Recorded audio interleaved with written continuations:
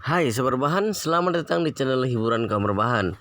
Admin akan membacakan kelanjutan sebuah cerita novel yang sangat seru, yang sangat menarik, yang sangat menghibur, yang sangat layak untuk diikuti dari awal hingga akhir. Sebuah cerita novel yang berjudul The Story of Yu-Chen. Tetapi sebelum melanjutkannya, pastikan kalian sudah subscribe channel ini dan aktifkan lonceng notifikasinya agar tidak ketinggalan jika admin upload video terbaru. Jika kalian menyukai cerita seperti ini, jangan lupa like, jika berkenan share juga ke teman-teman lainnya agar teman-teman lainnya juga mendapatkan informasi dan hiburan di channel ini.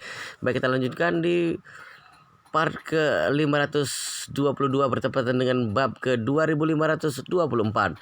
Setelah berkata, Mai Cheng Xin terus berkata, apalagi kita datang ke sini kali ini juga bukan merugikannya. Keluarga Su ingin menyuruh kita untuk menemukan identitasnya, tapi aku sama sekali tidak bersiap untuk ikut campur dalam pertarungan keluarga Su dan pihak lain. Jadi bahkan kita sudah menemukannya, aku juga tidak akan mengungkapkan identitasnya kepada keluarga Su. Meg tidak tahan lagi dan bertanya, kakek buyut, kita sudah setuju dengan permintaan keluarga Su. Kita datang ke sini untuk menyelidiki musuh di belakang keluarga Su. Jika kita tidak membantu keluarga Su untuk menemukan masalah ini, bukankah itu sama dengan melanggar budaya menghormati kewajiban kontrak? Mai Cheng Xin memelototi Meg. Mai Cheng Xin berkata dengan marah, bodoh, saat kita berencana untuk datang ke Jinling, kita sudah tidak lagi melakukan sesuatu untuk keluarga Su.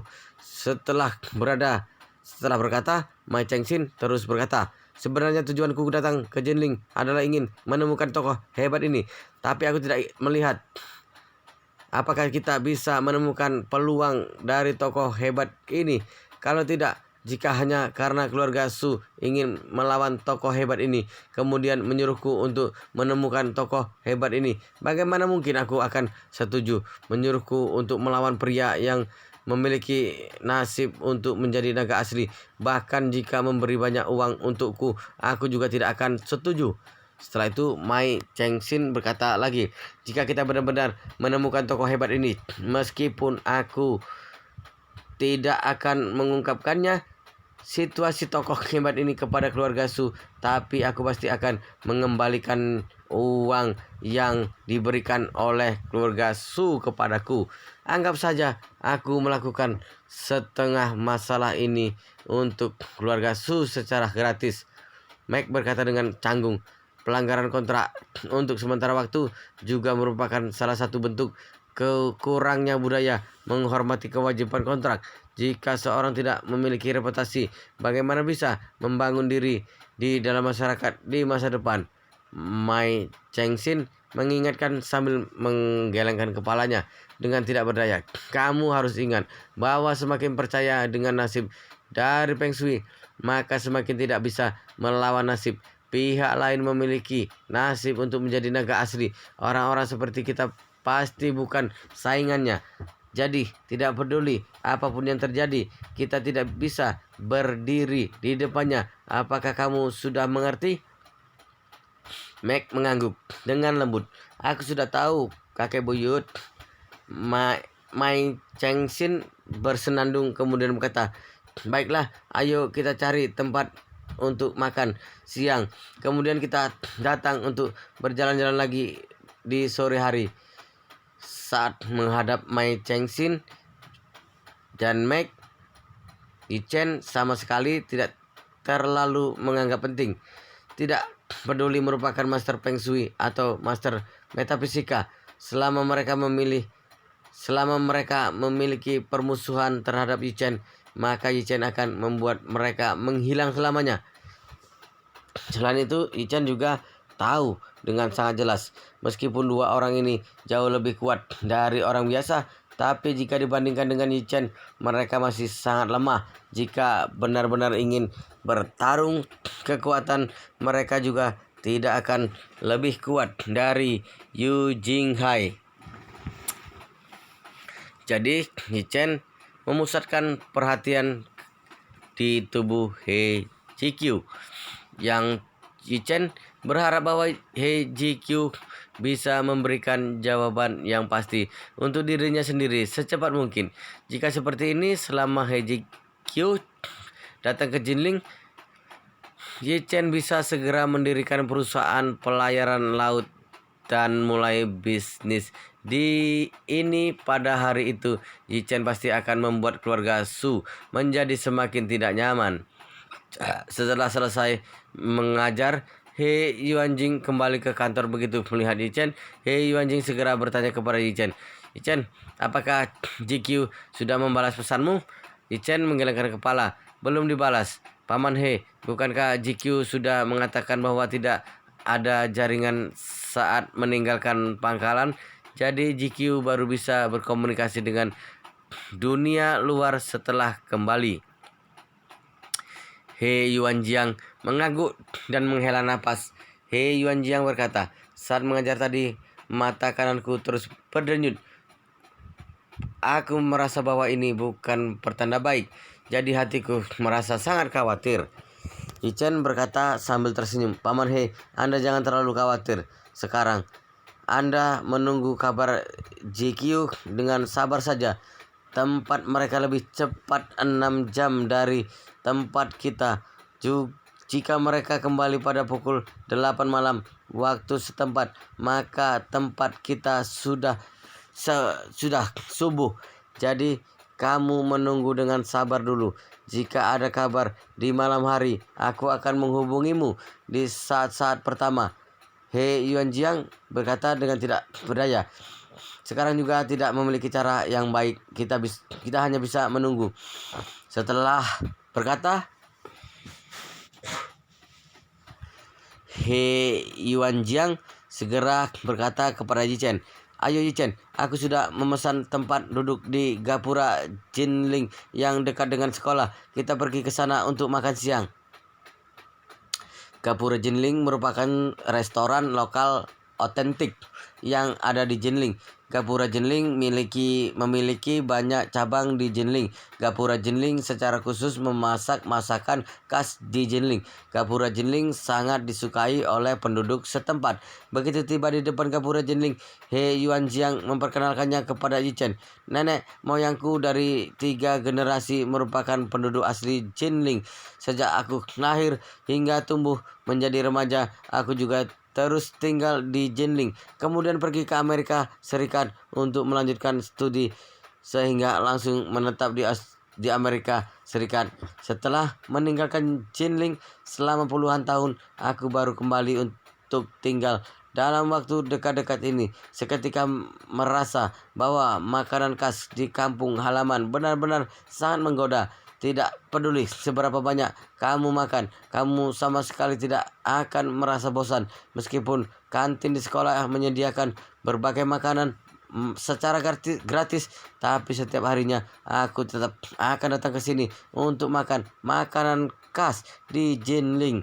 Setelah berkata, He Yuanjing bertanya kepada Ye Chen, "Tapi kamu sudah tinggal di Jinling begitu lama, apakah kamu sudah bosan dengan makanan ini?" Ye Chen berkata sambil tersenyum, "Sebenarnya aku tidak memilih makanan. Saat berada di panti asuhan selama 10 tahun, setiap harinya hanya makan makanan yang berair dan hambar. Aku juga tidak merasa tidak enak. Setelah itu, aku pergi bekerja di sebuah tempat konstruksi. Setiap harinya hanya ada air putih dan roti kukus. Aku merasa itu tidak buruk." He Yuanjing tanpa sadar menghela napas. "Hari yang kamu lewati sebelum usia 8 tahun, tidak banyak orang di dunia ini bisa mengalahkanmu. Kamu tiba-tiba jatuh ke dalam dasar lembah selama bertahun-tahun. Bagaimana kamu bisa beradaptasi?" Ye Chen berkata sambil tersenyum, "Saat aku masih kecil, orang tuaku mengajariku untuk tidak merasa senang dan sedih karena hal yang merugikan dan menguntungkan. Jadi bagiku, aku juga tidak perlu beradaptasi. Jadi jika tidak dapat melakukan apapun untuk mencegahnya, sebaiknya duduk dan menikmatinya. Tidak peduli menikmati posisi tinggi dan hidup dalam kenyamanan atau hampir tidak bisa bertahan hidup dalam sekam. Bagiku sebenarnya tidak ada bedanya. He Yuanjing mendesah. Dalam hal ini kamu benar-benar terlihat seperti ibumu. Saat kami masih kuliah, ibumu tidak hanya memenangkan beasiswa dengan mengandalkan kemampuan, tapi setiap harinya akan bekerja di restoran yang ada di luar sekolah. Biasanya ibumu sangat hemat dan tidak boros. Aku ingat bahwa setiap hari semester ibumu akan menggunakan uang tabungannya selama 1 semester. Selain itu, ibumu menjadi seorang backpacker yang berpergian dengan keadaan miskin. Pada saat itu kami mengira bahwa kondisi keluarga ibumu pasti sangat buruk. Tapi setelah itu kami baru tahu bahwa kekuatan keluarga ibumu merupakan yang terbaik di antara orang Tionghoa di dunia. Ichan berkata sambil tersenyum. Jadi dalam kesanku, ibuku memang sangat hemat.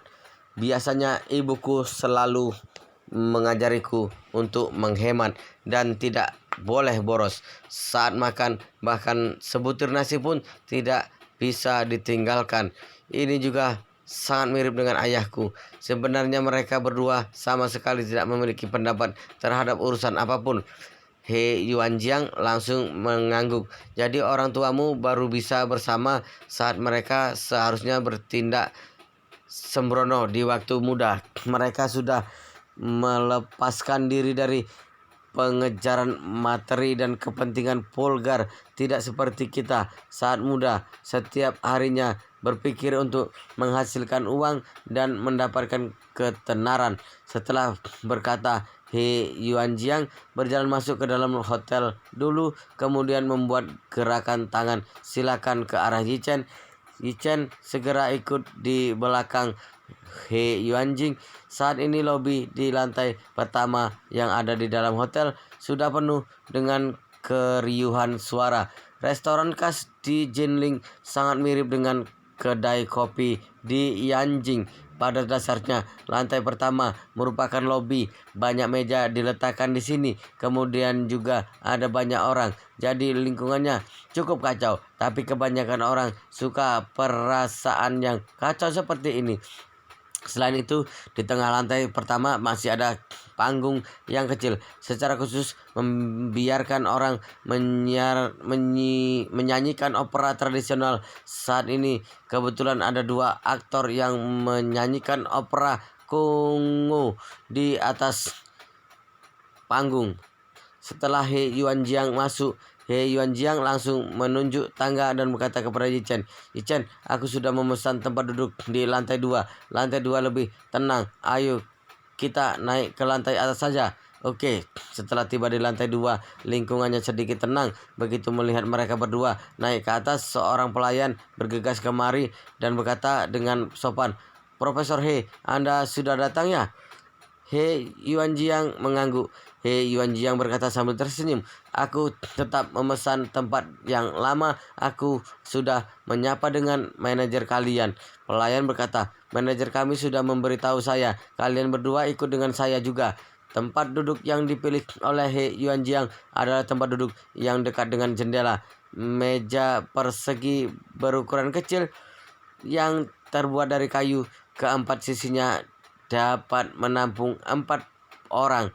Jadi keduanya langsung duduk di tempat yang dekat dengan jendela.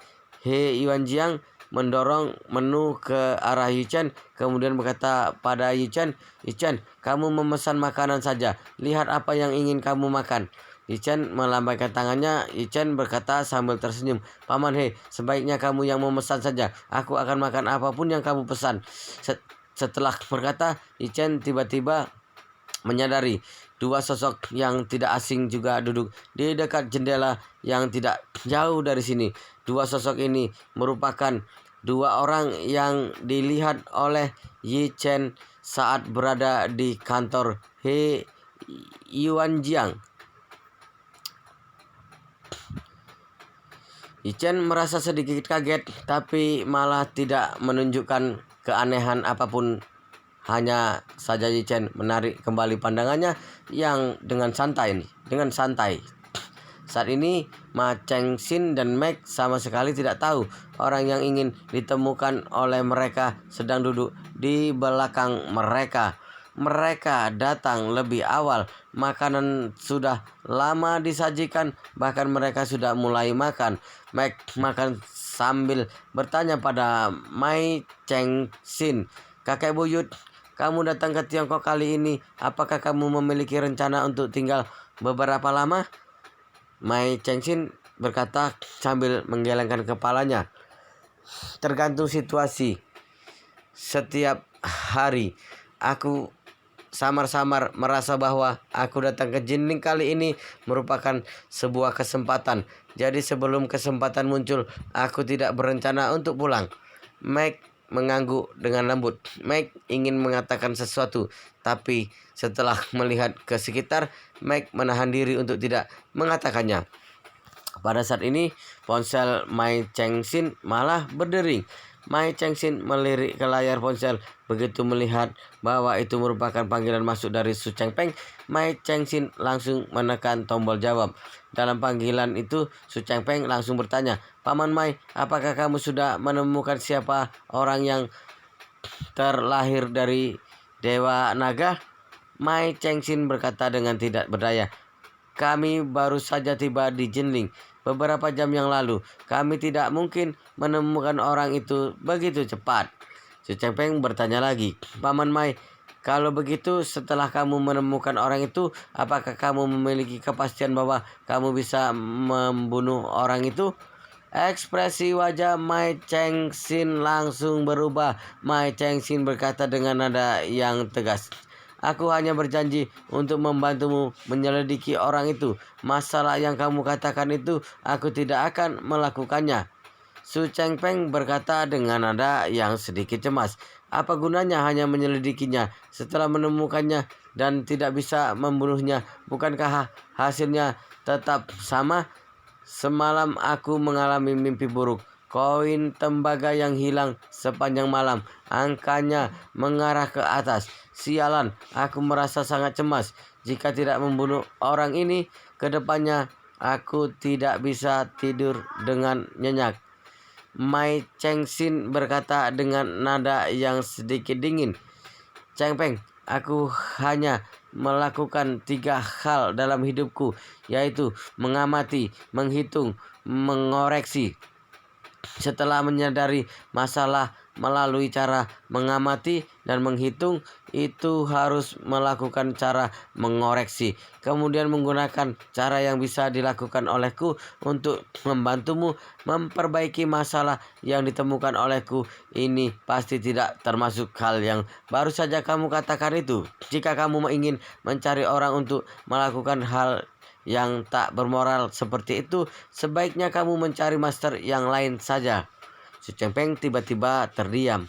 Sekitar setengah menit kemudian, Su Chengpeng juga berkata dengan nada yang sedikit dingin, "Jika seperti ini, maka mohon Paman Mai membantuku untuk menyelidiki siapa orang yang terlahir dari Dewa Naga, kemudian memberitahukan nama pihak lain kepadaku. Kamu tidak perlu mengkhawatirkan masalah yang lain lagi." Mai Chengxin sedikit marah tapi segera menahan kemarahannya di dalam hatinya. Mai Chengxin berkata dengan nada yang polos, "Oke, jika tidak ada masalah yang lain, aku akan mengakhiri panggilan dulu." Su Chengpeng berkata dengan dingin, "Paman Mai, silakan." Setelah Mai Chengxin menutup telepon, Mike yang ada di depan segera bertanya, "Buyut, apa yang terjadi?" Mai Chengxin menghela napas. Mai Chengxin berkata, "Tidak nyaman untuk mengatakannya di sini. Aku akan memberitamu setelah keluar dari sini." Mike mengangguk dan tidak bertanya lagi. Mike menundukkan kepalanya untuk makan. Ichan yang tidak jauh dari sini karena memiliki indera yang sangat tajam. Ichan sudah mendengar percakapan antara Mai Chengxin dan Su Chengpeng. Setelah mendengar bahwa Mai Chengxin memanggil pihak lain sebagai Chengpeng, Yichen sudah tahu bahwa pihak yang menelepon adalah Su Chengpeng. Tampaknya Mai Chengxin dan Mike merupakan orang yang dikirim oleh Su Chengpeng untuk menemukannya.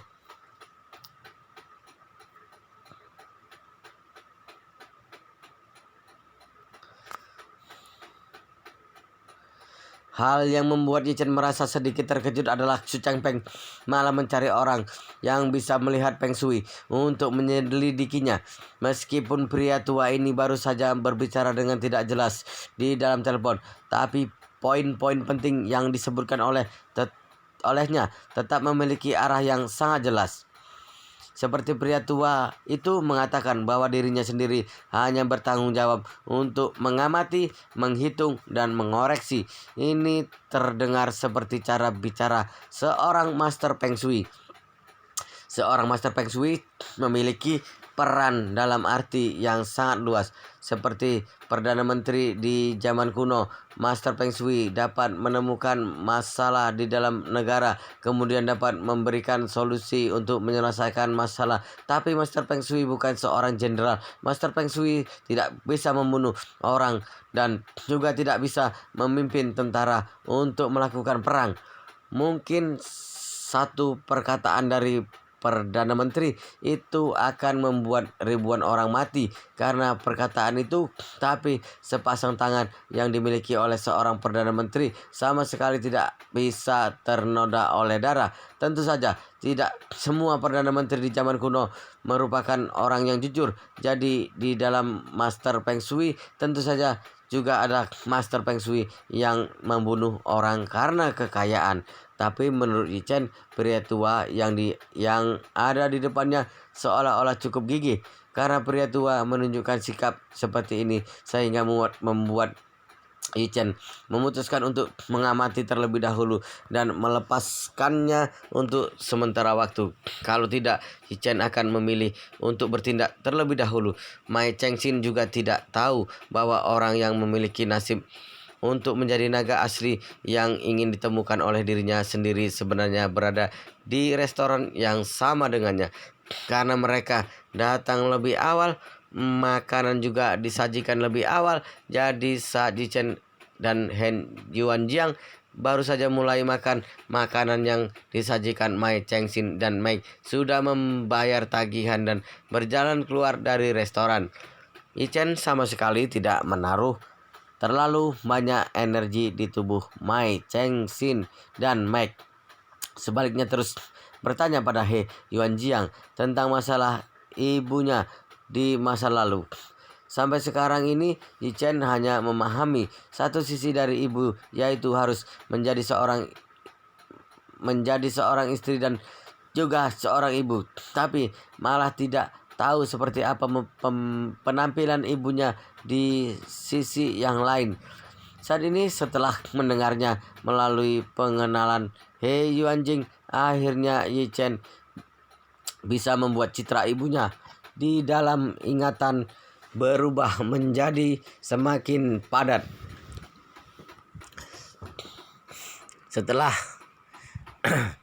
Setelah makan malam 1 jam, He Yuanjiang terus membicarakan peristiwa penting Ibu Yi Chen, An Chengqi, di masa lalu.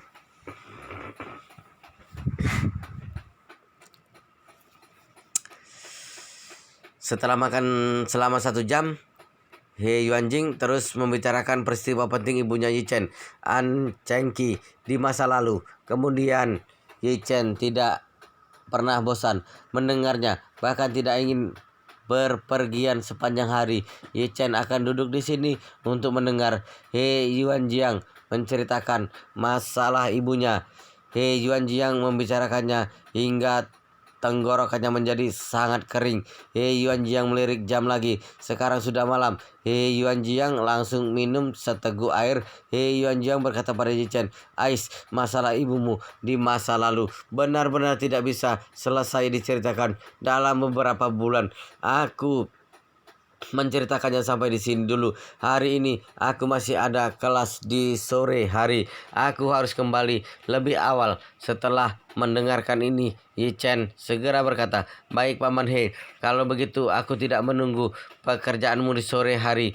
He Yuanjiang mengangguk dan berkata dengan nada memerintah, "Kamu harus membantuku untuk memperhatikan situasi GQ. Begitu ada kabar tentang GQ, Tidak peduli seberapa malamnya, mohon kamu untuk memberitahuku di saat-saat pertama. Yichen langsung setuju tanpa ragu-ragu. Paman He, kamu tenang saja. Jika ada kabar, aku akan memberitahumu di saat-saat pertama. He Yuanjiang langsung berkata, kalau begitu sudah menyusahkanmu. Setelah keduanya berjalan keluar dari restoran, He Yuanjing langsung bertanya kepada Yichen, Yichen, perjalanan apa yang kamu miliki di sore hari? Yichen berkata, aku akan pergi ke Hotel Buckingham Palace untuk bertemu dengan seseorang. Yichen berencana untuk pergi ke Hotel Buckingham Palace untuk bertemu dengan Chen Zekai. Jika Su Chengpeng ingin menemukannya dan membunuhnya sekarang, maka Su Chengpeng pasti memiliki trik yang lain. Yichen pasti harus melakukan tindakan pencegahan terlebih dahulu. Pada saat yang bersamaan, Yichen masih harus mencari kesempatan untuk membunuhnya sebelum masalah terjadi. Jadi banyak tempat yang masih membutuhkan kerja sama Chen Zekai. He Yuanjing juga tidak banyak berpikir. He Yuanjiang langsung berkata, kalau begitu aku akan kembali ke sekolah dulu, kita tetap berkomunikasi.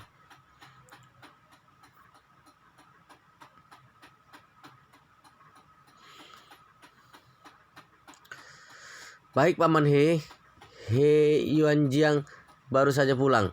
He Yuanjiang tiba-tiba melihat setan peramal yang ada di tepi jalan kota Jinling.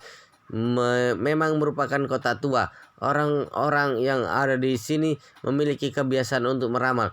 Jadi ada banyak peramal di tepi jalan. Jika sudah musim semi, hanya mencari sebuah jalan di kota tua dengan sembrono. Pasti ada stand meramal di setiap 10 langkah di tepi jalan. Selain itu, ada banyak orang hebat yang duduk menunggu pelanggan datang ke tempatnya. Umumnya orang hebat semacam ini menggunakan tindakan yang mengundang dewa masuk ke tubuh secara khusus, membantu orang untuk meramal. Terkadang juga akan membantu orang untuk mengusir roh jahat. Pekerjaan yang paling banyak dilakukan oleh orang hebat semacam ini adalah mengusir roh jahat untuk anak. Orang yang tua percaya bahwa anak-anak kecil akan ketakutan saat melihat sesuatu yang tidak bersih. Kemudian anak-anak menangis tanpa henti. Jadi mereka akan mencari orang hebat untuk melihatnya. Umumnya anak muda tidak percaya dengan hal semacam ini. Termasuk beberapa intelektual tua juga tidak mempedulikan hal semacam ini. Awalnya He Yuanjiang juga seperti ini. He Yuanjiang tinggal di luar negeri begitu lama. Tentu saja He Yuanjiang tidak percaya dengan hal seperti kepercayaan takhayul. Tapi mata kanannya terus berdenyut. Hari ini putrinya mengikuti pasukan pemerintah Suriah untuk berpartisipasi dalam operasi militer. He Yuanjiang benar-benar tidak tenang. Jadi tiba-tiba muncul pemikiran untuk meramal. Oleh karena itu, He Yuanjiang berkata pada Yichen, Yichen, jika kamu memiliki urusan, kamu pergi sibuk dulu. Aku akan melihat-lihat di sana. Begitu melihat tempat yang ditunjuk oleh He Yuanjiang merupakan stand meramal, Yichen langsung bertanya, Paman He, apakah kamu ingin mencari orang meramal untukmu?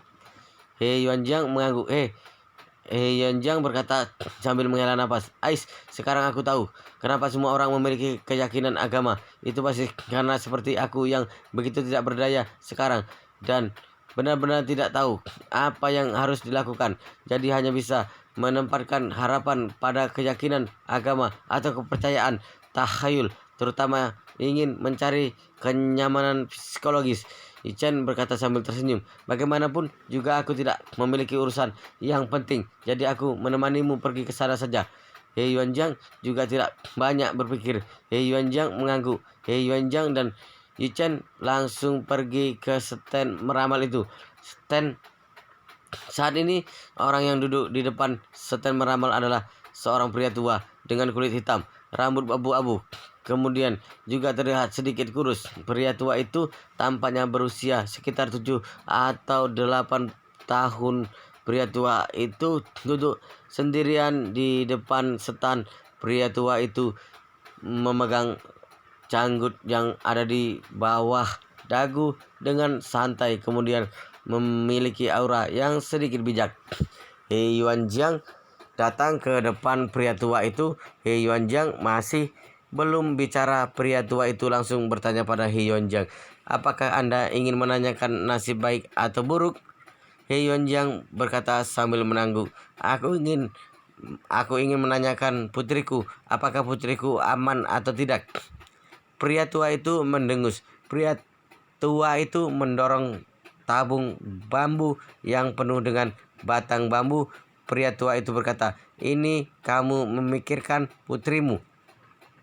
Kemudian mengocok hingga mengeluarkan sebuah batang bambu. He Yuanjiang segera melakukannya.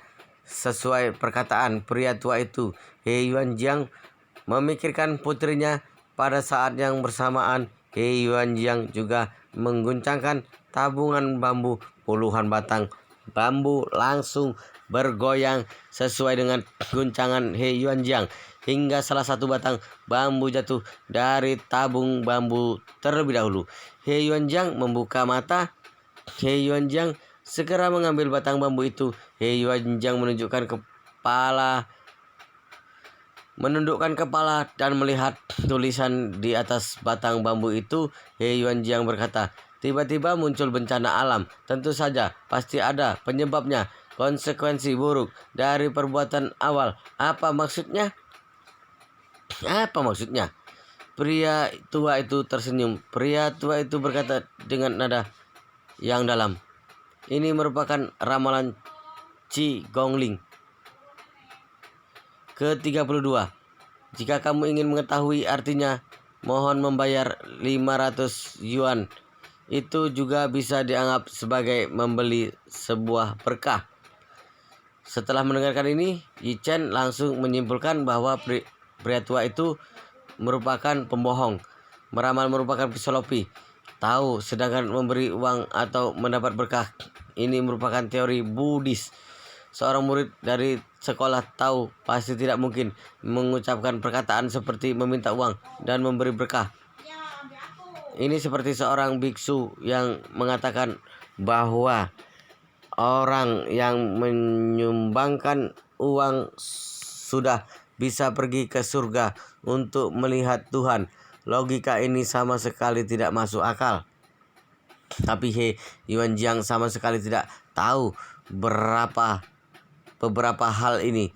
Begitu mendengar pihak lain mengatakan bahwa harus membayar uang sebanyak 500 yuan, He Yuanjiang langsung mengeluarkan ponsel tanpa ragu-ragu. He Yuanjiang bertanya, bisa kamu memindai kode QR untuk melakukan pembayaran? Pria tua itu mengeluarkan sebuah kode untuk mengumpulkan pembayaran yang sudah dicetak sejak lama. Pria tua itu berkata sambil tersenyum, ini kamu bisa memindai kode QR ini atau WeChat Alipay. He Yuanjiang hendak memindai kode QR untuk melakukan pembayaran. Yi Chen ingin menghentikan He Yuanjiang, tapi setelah berpikir sejenak, He Yuanjiang yang sekarang seperti semut yang ada di depan panci panas, Yi Chen pasti tidak bisa menghentikan He Yuanjiang. Jadi Yi Chen tidak mengatakan apa-apa. Yi Chen hanya menonton dengan tenang.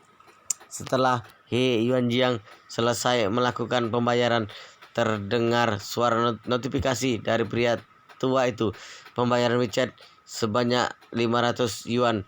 He Yuanjiang berkata sambil tersenyum puas. Tulisan dari batang bambu adalah tiba-tiba muncul bencana alam. Tentu saja pasti ada penyebabnya. Konsekuensi buruk dari perbuatan awal artinya sangat sederhana.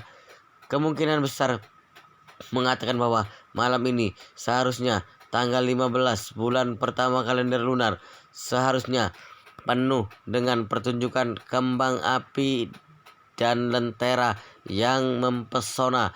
Suasana sangat ramai, tapi tiba-tiba terjadi badai hujan lebat dan juga angin kencang. Lampu di ribuan keluarga dipadamkan. Festival yang awalnya sangat musikal juga sepenuhnya lenyap dari muka bumi. Setelah mengatakannya sampai di sini, pria tua itu menghela napas kemudian berkata, "Ini benar-benar merupakan ramalan yang sangat buruk." Begitu mendapatkan ramalan ini, tidak peduli apa yang ingin ditanyakan oleh Anda, semuanya bisa dijawab dengan 4 kata. Dalam keadaan yang cemas, Iwan Jiang bertanya, "Apa?" Pria tua itu menghela napas sambil menggelengkan kepala. Semua masalah tidak menguntungkan.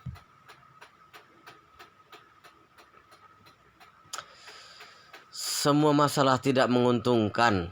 Semua masalah tidak menguntungkan. Wow, luar biasa sekali guys. Ceritanya sangat seru, sangat menarik, sangat menghibur. Tetapi sepertinya di bab ini sampai di sini dulu dan kita akan lanjutkan di bab berikutnya di video selanjutnya. Pastikan kalian sudah subscribe channel ini dan aktifkan lonceng notifikasinya agar tidak ketinggalan jika admin upload video terbaru.